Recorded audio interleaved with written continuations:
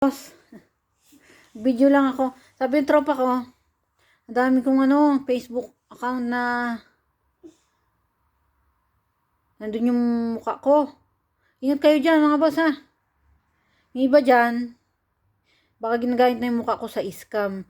Hanggang din naman ako nakikita nagla-live ng At saka hindi ako nangihingi ng yung scam yun sa pera. Di rin ako nangungutang, di rin ako. Kasi hindi ako scammer. Oh. So, kayo maniniwala dyan ha. Hindi naman ako sikat, pero malamang inaano na nila yan. Oo. Hindi ako hindi rin ako naghihingi ng donasyon kasi wala nga akong pera.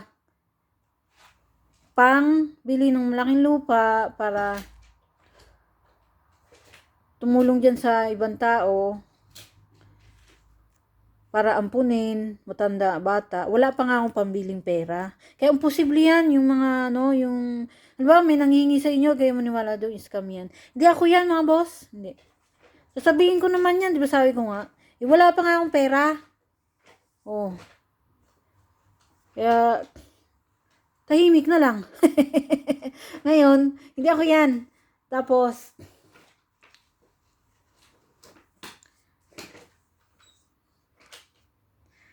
yun lang, malamang, mga scam yan. Malamang, huwag kayong maniwala dyan ha, pag may nang sa inyo, tapos gamit yung mukha ko. Hindi yan totoo. No. Tsaka alam nyo, may isang, hindi ko nababagit yung pangalan, content creator. Sabi niya, ang panahon daw nila, sila, pinapalo, sobra yung binubugbog. Tatanungin pa, ba't di kumiiyak? Unang panahon daw, ganun sila. Ngayon daw mga kabataan, lurupok, sabi niya, kaya marami daw depressed. Alam niyo, mga boss, nung bata ako,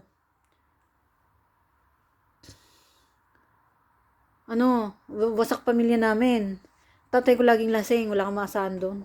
Nanay ko lang, nag-ano ng pera, tapos yung nagpapakain sa amin, di nila kaya,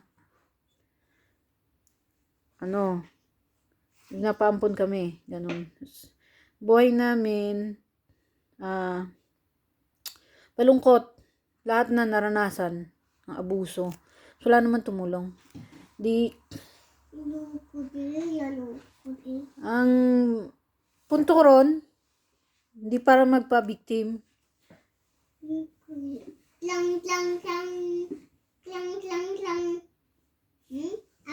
Kung hindi para ipaliwanag ang panahon noon at ngayon iba na. Kaya marupok mga kabataan ngayon kasi sobrang mahal ng bilihin ngayon mga boss. Tapos ang mga tao ngayon, walang konsensya. Lahat gagawin, magkapera lang. Lagi lang nilang utak pera. Iba ngayon, bibenta ka nila nang hindi mo alam. Ganun sila ka-desperado. Tapos lahat ng klase pambobola gagawin. Babae pa yan, kapwa mo babae. Si Annalyn Rigasa, ng bolera yan, tsaka sila, Pusong buong pamilya niyan, Rigasa sila. Ay, may Rigasa, yung madrasang, demonyo. Tapos, mga bolera yan. Pero walang gawa yan.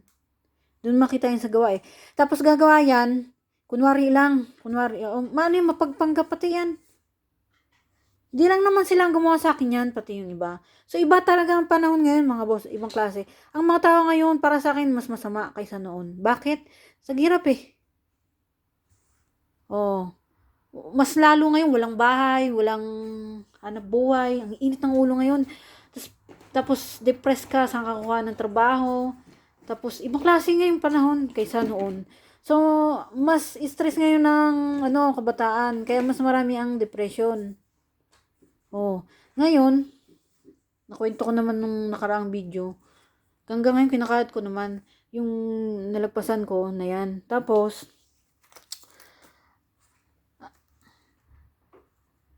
Di lahat na ng klaseng abuso naranasan namin magkapatid. Walang tumulong. Hindi rin kami tinulungan ng religion. Tinaboy pa kami. Pero, kaya ko nalagpasan yung victim mindset, kasi ngayon lang naman si Chester lumabas eh. Buti nga lumabas siya eh. Laki ambag sa buhay ko eh. Kung wala na si Chester, di ko alam gagawin sa problema. Kung may problema akong hindi ko pwedeng sabihin sa inyo, meron akong problema na tinanong sa kanya na pareho kami ng problema na nasolusyonan ni Chester. Kaya hulog talaga ng langit yan si Chester eh. Pero hindi ko na sasabihin sa inyo kung ano yung problema ko na yun, kasi hindi naman ako nandito para magpa-victim eh, para magpaawa. Ngayon, kaya ko nalagpasan yung victim mindset. Dati wala pa naman si Chester, kaya ko nalagpasan yun noon. Lahat ng klase ng hirap, abuso, naranasan na namin. Wala nga kami magulang. Buhay, yung tatay namin, lagi yung lasing, walang kwenta yun. Masama nga yun sa amin, sa totoo lang eh. Tinulungan ko pa ng iskam pa. Tapos kasi yun, sama-sama sila, yung pamilya ng Rigasa. Alam niyo ba yung nanay ko? Din ng babae itong tatay ko. Yung Amy Rigasa, yung kabit niya. Di sabi ko nga, inunawa ko na lang. Kasi nga ang babae survivor. Pag nalaman may pera ka, lalapit talaga yan. Hindi, inunawa ko. Abay, sinumbat pa sa amin yung pag-aalaga niya sa nanay ko. Kung tutusin kasalanan naman niya yun. Kaya, siyempre, sumama yung loob. Hindi ko ba naman naglalandi sa harapan ng Tapos yung pera, kinukuha mo lahat. Hello? Wala nang malamon. Hindi ba sasama loob mo? Lahat na lang kinuha mo. Pati nagaw mo yung anak, pati yung asawa, pati pera, wala kang binigay.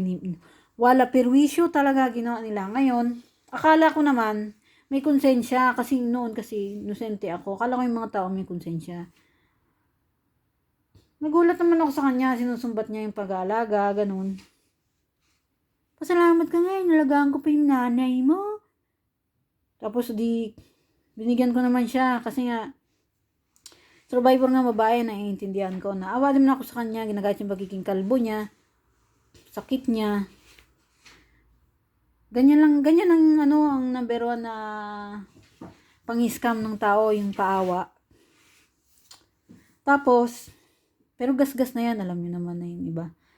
Iba-iba nga lang style. Basta number one yan, paawa ngayon. Tapos, naisip ko, hindi mo dati sinusumbat yun. Kasalanan mo yun. Ikaw pumasok sa buhay namin, hindi ka namin in-invite. Sino ka ba? Sa totoo lang. Kasalanan niya yun. Pero, dahil nga survivor ng babae, naawa ako sa kanya. Inanuhan ko pa din siya, tinulungan kasi ang kalbo siya. Para tumubo yung buhok niya, gumanda siya. Gumanda buhay niya. Alam mo, ano pala yung totoo? Kaya ayoko kumuha ng tao pagdating sa pasalamat ako may mga robot. Kukunin natin robot pagka matanda ka na. Alam niyo kung anong ginagawa niya? Dahil mapagpanggap siya, hindi mo siya mahalata. Yung nanay ko pala ito, ang tuwa siya habang sinasadista. Diba, naghihingalo na. Mga yun, 5 buwan? 3 buwan, 4 na buwan, ganyan. Bago siya madedo. Naghihingalo na. Tinitignan niya lang pala kung paano mauubusan ng hininga. At paano niya sinasadista. Tuwa siya. Na akala ko hindi ganun. Pero napatunayan kong ganun kasi nga, di tinulungan ko. Pati yung tatay ko walang kwentang laging lasinggero. Wala yung ambag sa buhay namin eh. Nung bata kami, perwisyo noon hanggang ngayon perwisyo pa rin. Eh di, dali tayo sa madrastang demonyo. Napatunayan ko na sa sadista niya, ganito kalikot ang utak ng tao. Walang konsensya. Pinagmamasdan lang pala niya habang naghihingalo. Tapos kinikwento pa niya sa akin iba. Pero sa actual, hindi ganun. Patunayan ko, nang tinulungan ko siya at lahat, pamilya niya, abay, dinala kami sa kalsada. Yan ako galit na galit eh. Binihisa mo na, pinakain mo na lahat, binigyan mo na ng lahat-lahat. Kahit buntis ako, nagtatrabaho ako noon. Yun ang ginawa. Tapos ngayon, nananakot pa. Pag di mo binibigyan ng pera, popost ka, na-addict ka, ipopost ka ng ganito. Sabi ko, kaya sabi ko, yung nanay ko pala sinasadista niya, yun. Noong ko na, nalaman na, hindi pala totoo yung, kunwari nalagaan ko yung nanay mo. Pero sa totoo lang, dapat lang naman niya alagaan yun. Bakit? Siya ang pumasok, di namin siya kailangan sa buhay namin. Hindi. Nagulat nga ako, sino ba yan? Oh. Kaya alam niyo, mas maganda na robot kunin niyo. Pagka, yung magulang niyo, kasi pagka, mamaya, yun nga, tulad ng nanay ko, sinadista niya yun. Salbahe talaga pala yan. Patunayan ko nung hindi mo binigyan ng pera, pinupost ako, pati yung mga tao dito, pinapahama kami. Malaki provision yan, hindi lang yun ang ginawa niya. Buong pamilya yung rigasa na yan. Ano pa? Nagkunwari sila, tumutulong, kasama raw niya yung kapatid ko. Tinatakot niya pala. Kaya sabi ng kapatid ko, oo na lang. Pero, ang nagsasabi ng totoo, kasi hindi ako basta naniniwala sa mga yung tropa ko. Yung tropa ko na kumilos, doon ako na naniwala. Totoo pala. Kasi yung tropa ko yan hindi mo kong pera. Mabait yun hindi mo mabibili ng pera. May matao pa rin ganun, pero sa 1 million, 5 lang yan. So, balik tayo sa kabataan. Ayun nga. Ibang klase ngayon, mga boss, mga tao. Napakasama ngayon. Kaya hindi na ako tatawad. May lindol, may nandun na second coming ni God. Pero, hindi nyo ba yun nararamdaman? Ang daming kupal ngayon. Ang daming scam. Ibang klase ngayon. Iba. Basta ako, sabi nila na yung panahon namin, matitigas kami, ganyan. Binibitin pa kami patiwarik, ganyan. Pero para sa akin, hindi magandang ideya yan. Yung dati, yung unang panahon, bibitin mo yung anak mo sa patiwarik. Bakit karamihan ng ganyan, kriminal, nung lumaki? Karamihan sa ganyan, mga background nila. Di gumaling yung childhood nila. Pero okay lang kung babarahin nyo ako. Basta para sa akin,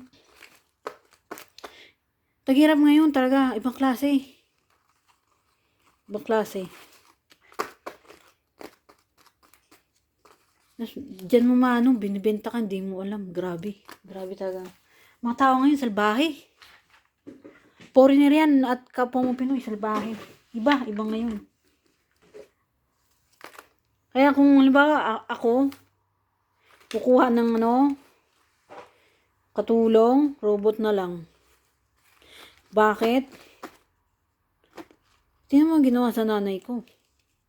Madrasta ko. Tingnan mo ginawa sa amin. Nagpapanggap silang mabait. Mga tao kasi bolera yan Malikot ang utak. Totoo sabi ni Chester, twisted utak ng tao. So kung ako robot lang, tapos dadalawin mo lang siya minsan, tapos mag-video ka, mas safe ka pa kaysa sa tao. Ilang mga boss. Ciao.